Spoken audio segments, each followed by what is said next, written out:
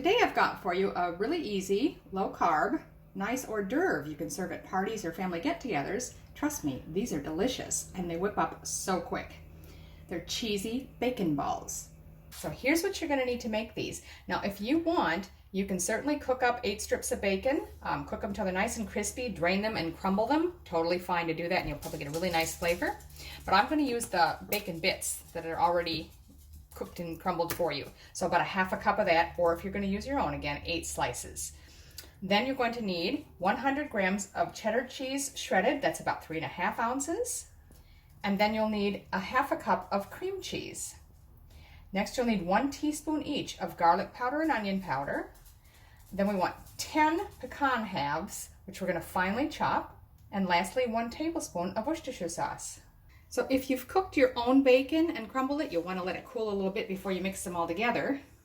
Then just dump your bacon and everything else except the pecans into a mixing bowl. So there's our bacon, shredded cheese, cream cheese, it's the garlic powder, onion powder, and the Worcestershire. So now you're just going to mix all this together really well.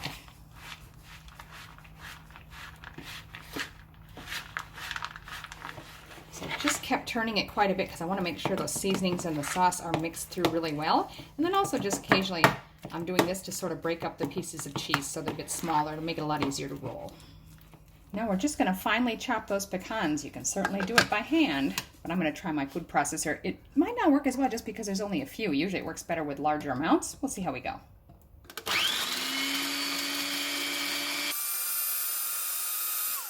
So I'm just spread the pecans now in this bowl, and we're going to go ahead and assemble.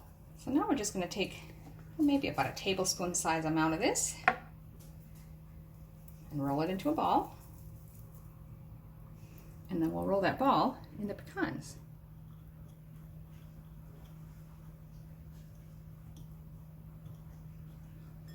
And just set that on your plate. Keep doing that till you've used them up. How many you get will depend on how big you roll your balls. So there you have it, cheesy bacon balls. You can just pick them up and eat them, or if you're having a little party and you want them a little more fancy, you could sort of stick toothpicks in them. Trust me, these are so delicious. I will say that I found I ran out of the crushed pecans about halfway through. So rather than 10 pieces, I needed 20. So you might want to double those, just letting you know.